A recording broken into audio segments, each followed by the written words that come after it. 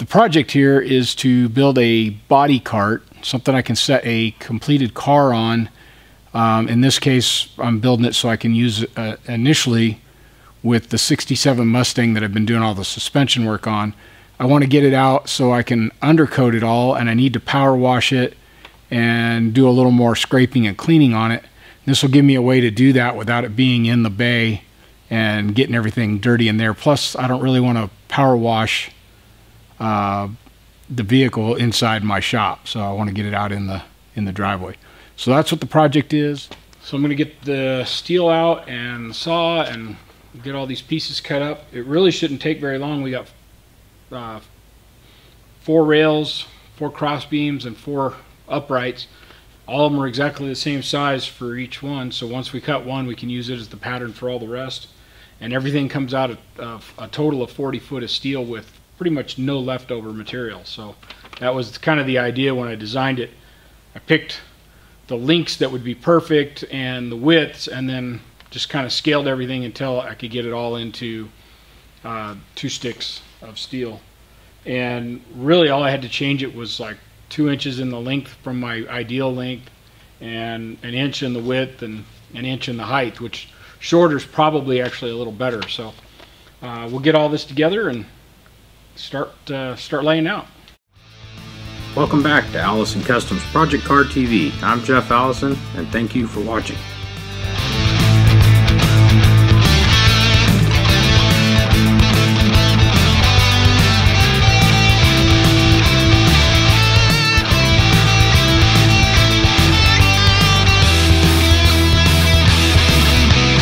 Alright, so here's my design that I've come up with, and I'm going to have just 4 uprights, 4 long rails that are the same length, and then 4 cross rails, cross beams, whatever they'd be called, that would also be the same length.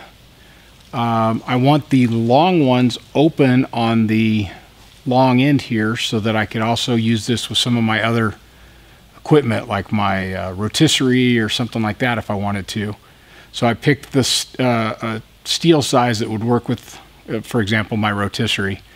This is my materials list, and the dimensions I used, I measured the Mustang I've been working on, and the dimensions are very close to what would have been ideal for the Mustang, but would allow me to use just 2 sticks of steel to do the whole project.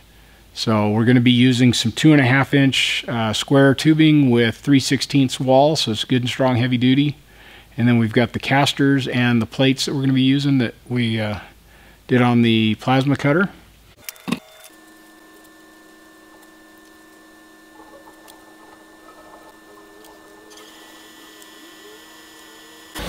Ah, there it is. Now we just tell it the whole thing is one continuous part. And let's see if we can't get this connected.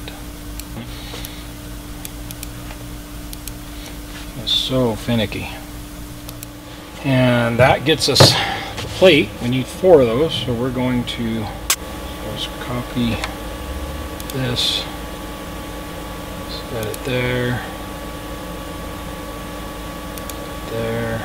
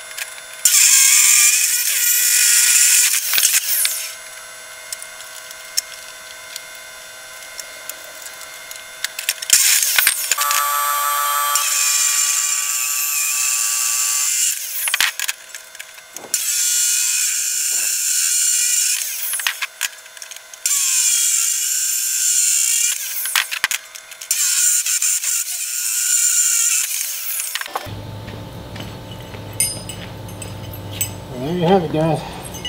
That's all the waste material. 4 pieces, maybe the biggest one, a little over 1/2 inch.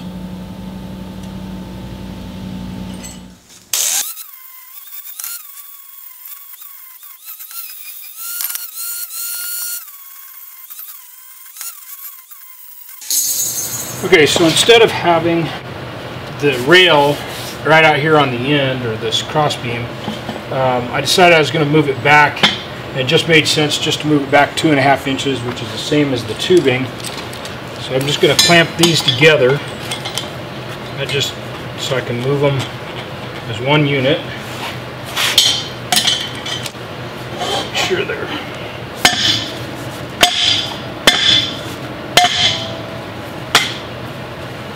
nice and parallel. Same. Anyway, now we can flush this outside one to the end of the tube, and then we know the inside one is exactly 2.5 inches in. Good. Not pulling that in too tight, just enough to snug it up so everything pulls in. That's about right.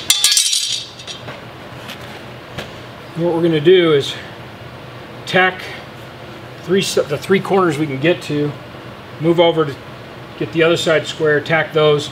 We'll check the cross diagonal, make sure the distance is the same. If it is, then we'll weld the back side over here where we haven't been able to actually touch much. Feels pretty close.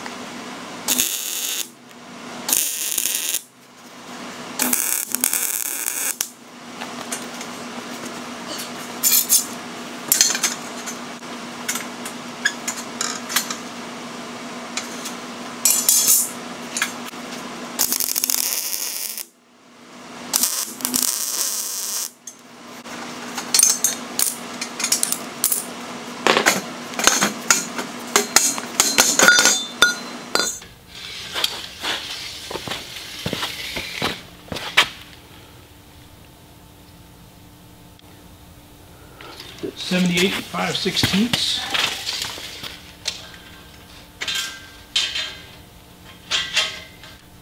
.78 and 3/16. So we need to move it this way 1/16 of an inch. So we need to cut 2 tacks on that side. That'll shift it just enough. Get that done.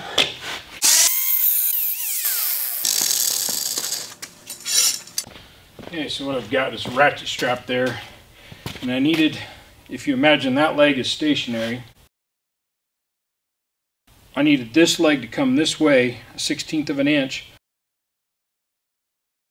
to even it all out. And so tightening that a little bit, brought this one up. Now they're 71 1/4 each. I can go ahead and put my tack welds here and re-weld those tacks, and then this is set, and then I'll go ahead and weld the back side here on each of these and on those 2, and then we'll weld our plates, our caster plates, on here, and we'll just call this the bottom. And we can, once we have all this stuff done, we'll just flip it over and weld the last side. So okay, so now earlier you saw me grinding on these edges, and what I did was bevel all the edges of the tubing so that as I join 2 pieces together, I'd be able to get really good penetration in there. Now, you don't really have to do anything on the long rails because you're welding to the face. You've got this one beveled, so you're getting good penetration on this one. And then up here on where the tubing is got the rounded over edge, now you get a really good valley there you can fill. So just get plenty of wire speed and just fill that in all the way across. Try and keep it as close to level as your weld. You don't want a big mound of weld up, otherwise you just have to grind it down to get a nice flat surface for your other work.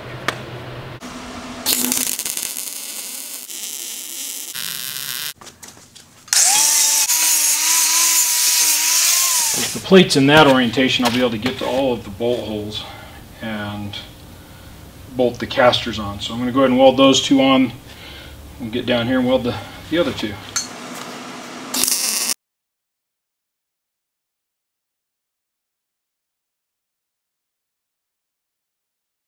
It's welded on this side and the back side here.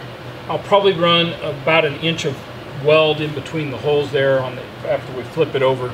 Everything else is welded up, so it's actually time. We'll go ahead and flip this over, put those two, and then we'll weld the top of the beams together. So we need to weld here and here, and then like I said, I'll probably put about an inch of weld on each side of that plate there.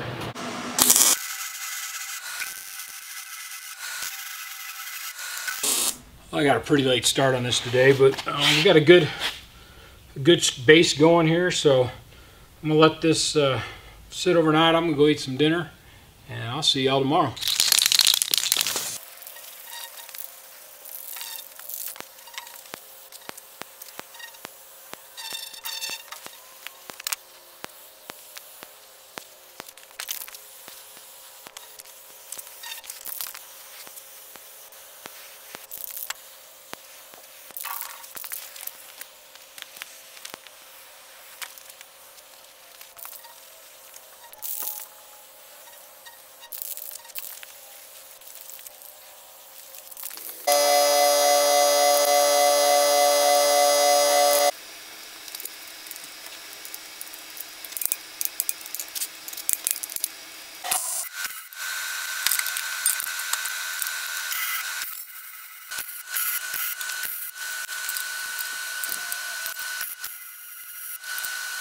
One of the things you may have noticed that I've been doing is I've been going around, I get the leg clamped up, and then I tack all four corners, and then I recheck it for plumb.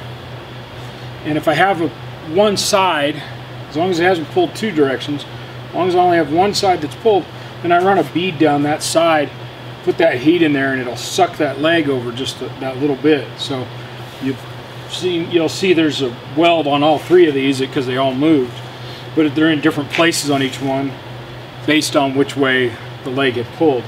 So that's why you see me going ahead and running one bead rather than just leaving it tacked, which would be normally what you'd want to do is just leave it tacked up and go ahead and get your upper bars in place. But I'm trying to basically pull them back to straight. So we'll get this one unclamped, clamp the last leg on, check it, and then probably put our cross beams in and then our top bars across. So I've got this big clamp tight, and that's just holding this bar, which helps me get this leg flush to the outside of my rail, and then this is just loosely clamped right now to hold it roughly in place. And then I've just been taking my level, or my square rather, and right now I'm out that way about a 1/16 of an inch, and I'm way out this way. There we go.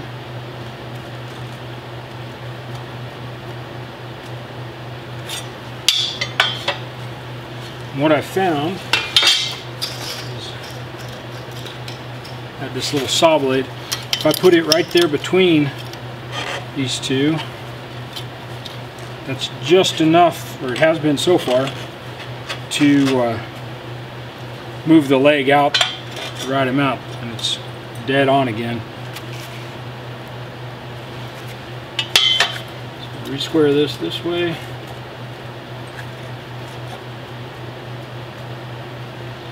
Taking this one down.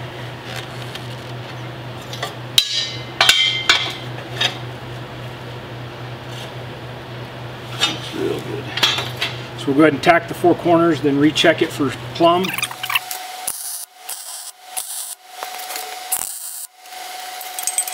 So we pulled that way just a hair.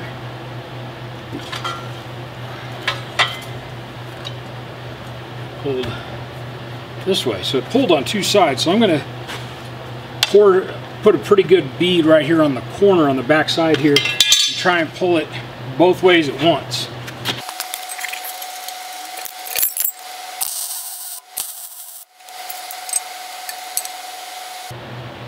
Not quite enough. So I think I'm going to cut this tack back here loose, probably that one, and finish those two welds and see what we can get.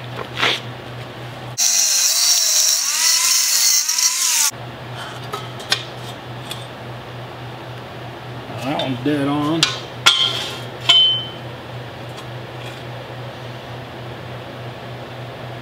There might be a 60. Let me come back and catch that video.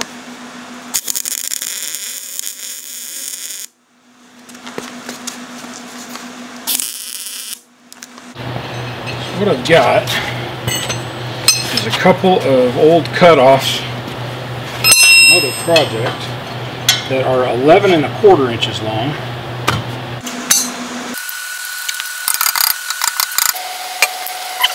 Tack that in, all 4 corners, do the other side, and then we can lay our top bars on, get them squared up, and weld this thing in.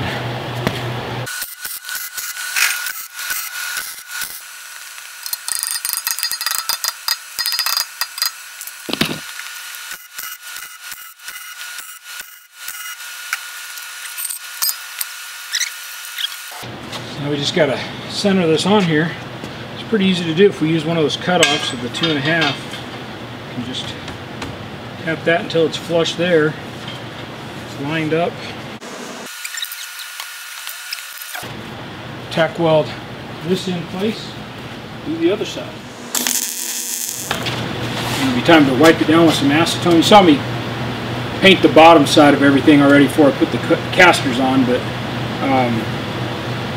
now I'll go ahead and weld this all up, wire brush the edges, and then you know, any spots, go ahead and smooth these out with a flap wheel, and then acetone wipe everything and spray it with probably a, I don't know, probably gloss black, because that's what I have the most of, but put some color on it.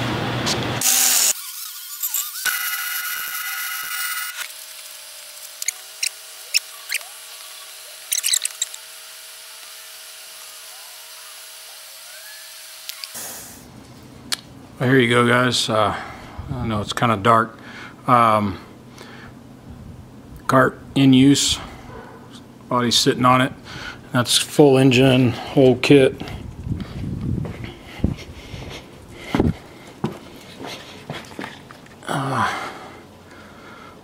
See, I had to put a crossbar in there just to support this because of where the frame rails are on the Mustang, but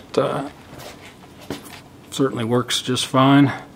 And I have a strap on the front. Before I ever try and move it, I'll put another one on the rear. I just wanted to get a few pictures or a little video of it in use so you guys could see what the intent was.